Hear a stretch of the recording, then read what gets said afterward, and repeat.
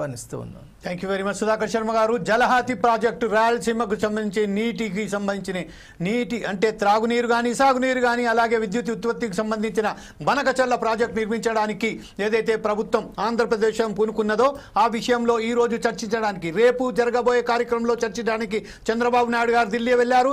కాకపోతే రేవంత్ రెడ్డి గారు మాత్రం నేను వెళ్ళను అని ఒక లెటర్ రాయడం జరిగింది.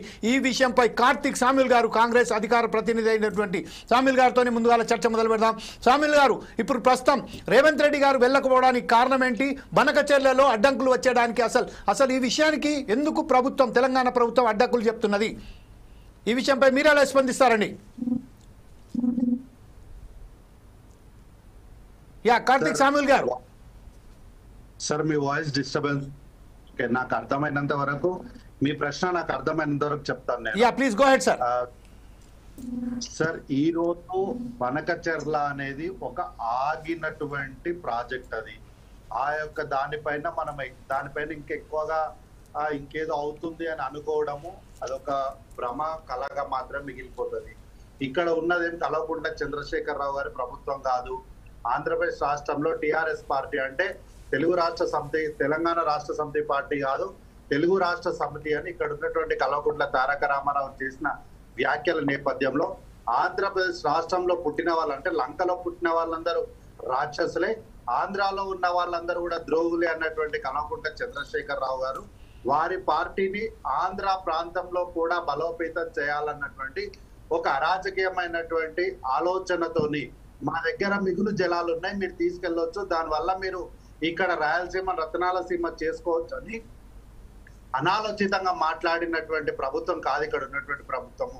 ఇక్కడ ఉన్నటువంటి ప్రభుత్వం కాంగ్రెస్ పార్టీ ప్రజా ప్రభుత్వం ఉంది కాబట్టి ఇక్కడి ప్రజల ఆకాంక్షలు, ఈ ప్రాంతం, ఈ రాష్ట్రం యొక్క బాగోగులే మాకు ప్రధానమైనటువంటి లక్ష్యం. కాబట్టి ఎక్కడా కూడా మేము చుక్క నీటిని కూడా వదులుకోవడానికి ఈ రాష్ట్ర ప్రభుత్వం ఈరోజు సిద్ధంగా లేదు. ఈ రాష్ట్ర ప్రభుత్వం ఇక్కడ సిద్ధంగా లేదు అంటే దాని ఉద్దేశం ఆంధ్ర ప్రాంతం పైన మాకేదో కోపం ఉందనో, ఆంధ్ర ప్రాంత ప్రజల గొంతులు ఎండకపోవాలను, లేకపోతే వారికి తాగునీరు సాగునీరు అందించకూడదు, అందుకు సహకరించకూడదు అన్నటువంటి దురాలోచన ఉంది అని మాత్రం దయచేసి అర్థం చేసుకోవద్దని చెప్పి మీ ఛానల్ వేదికగా నేను విజ్ఞప్తి చేస్తున్నా. అయితే మా ప్రాంతం, మా రాష్ట్ర అవసరాలు పూర్తిగా తీరిన తర్వాతనే, మా ప్రాంత ప్రజల గొంతు ఎండకుండా మాకు కావాల్సినటువంటి నీటి ఉన్న తర్వాత మాత్రమే దానిపైన మేము సానుకూలంగా ఉంటామని చెప్పినాం. అంటే దానికి ఉదాహరణ, దానికి సాంకేతికంగా ఏం చెప్పినాము, మాకు హక్కుగా రావాల్సినటువంటి జలాల పైన అంటే దాదాపు సబ్జెక్ట్ టు కరెక్షన్ 1500 టీఎంసీ అనుకుంటా, ఆ టీఎంసీల పైన మాకు ఎన్ఓసీలు ఇచ్చిన తర్వాత మీరు మాట్లాడండి, అప్పుడు మేము మీతోనే మీ గురించి మేము ఆలోచన చేసి మీకు సహకరించే ప్రయత్నం చేస్తామని చాలా స్పష్టంగా చెప్పినాం. అది చెప్పిన తర్వాత కూడా ఈ రోజు కూడా చంద్రబాబు నాయుడు గారు ఒక రాజకీయమైనటువంటి అరాచక క్రియలకు తెరలేపడం అనేది ఇది మంచి పద్ధతి కాదు. ఆనాడు ఈనాడు ఏనాడైనా కూడా తెలంగాణ రాష్ట్రం పట్ల వారికి చిత్తశుద్ధి లేదు, ఉండదు. చెప్పడానికి మాత్రం నా ఈ 2 కళ్ళ సిద్ధాంతం అని, 2 కళ్ళు సమానమే అని ఇవన్నీ చెప్తారు తప్ప 2 కళ్ళు సమానమే చంద్రబాబు నాయుడు గారికి. కాకపోతే 2వ కన్ను అంటే ఆంధ్రప్రదేశ్ అనే కన్ను కొంచెం ఎక్కువ సమానము.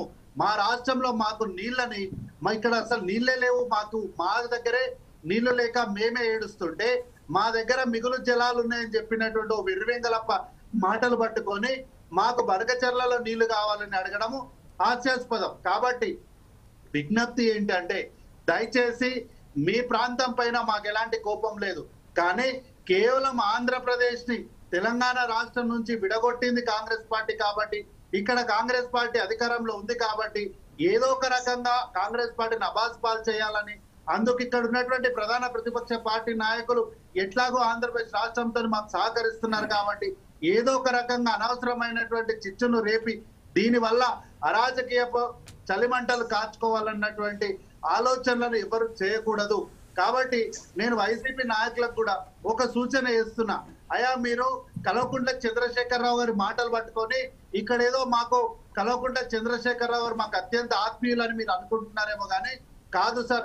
కేవలము రాజకీయ అవసరాల కోసం, తెలంగాణ ప్రాంతంలో ఉన్నటువంటి ఆంధ్ర ప్రాంతానికి సంబంధించిన ఓట్ల కోసం మాత్రమే ఆ రోజు ఆయన రాయలసీమకు వచ్చి రాయలసీమ రతనాల సీమ కావాలి, ఇక్కడ ప్రజలు బాగుండాలి అని ఆయన రాజకీయమైనటువంటి ఆలోచనలతో మాత్రమే మాట్లాడినాడు. నిజంగా జగన్మోహన్ రెడ్డి గారి పైన అంత ప్రేమ ఉంటే ఆయన చేసినటువంటి చండీ యాగానికి పెద్దలు గౌరవనీయులైనటువంటి చంద్రబాబు నాయుడు గారిని ఇంటికెళ్లి మరి కడుపులో తలబెట్టి ఆహ్వానించినప్పుడు ఎందుకు జగన్మోహన్ రెడ్డి గారిని మాజీ ముఖ్యమంత్రి అయినటువంటి జగనన్నను ఎందుకు పిలవలేదనే ప్రశ్నను ప్రధానంగా మీరు తెలుసుకోండి. కాబట్టి ఏంటంటే బనకచెర్ల అనే దానిపైన మాకు తెలంగాణ ప్రాంతానికి పూర్తిగా నష్టం జరిగే కార్యక్రమం జరుగుతుంది. ఇప్పటికే పోతిరెడ్డిపాడు నుంచి ఏమంటారు వాటాలకు మించినటువంటి నీళ్లను తీసుకెళ్తున్నారు. నిన్నగాక మొన్న పోతిరెడ్డిపాడు దగ్గర శ్రీశైలం గేట్లని టైంకు ముందే అంటే 24 తారీఖు తెరవాల్సిన గేట్లని 10 రోజుల ముందే తెరిచి తెలంగాణ ప్రాంతానికి 60 ఏళ్ళు జరిగిన అన్యాయాన్ని ఇంకా చాలు, ఇంకా దాన్ని కొనసాగింపుగా రాజకీయ ఆలోచనను ముందర పెట్టి నీటి వాటాల పైన పూర్తిగా వాటాలు తేలకుండా మా శ్రీశైలం, దిండి, నెట్టెంపాడు లాంటి ప్రాజెక్టుల పైన పూర్తిగా అంశాలు కొలిక్కి రాకుండా ఎటువంటి ప్రాజెక్టులకు కూడా తెలంగాణ రాష్ట్రం ఒప్పుకునే ప్రసక్తి లేదు. ఇది రాష్ట్రము పార్టీలే కాదు, ఇక్కడి ప్రాంత ప్రజలు కూడా ఒప్పుకోరన్న విషయాన్ని మీ ద్వారా తెలియజేస్తున్నారు. Right sir. కార్తిక్ గారు, మరొకసారి మీ వద్దకు వస్తాం. ఇప్పుడు ఏఎస్ఆర్సీపీ నాయకులైనటువంటి పాదయాత్ర వెంకటేశ్వర రెడ్డి గారి దగ్గర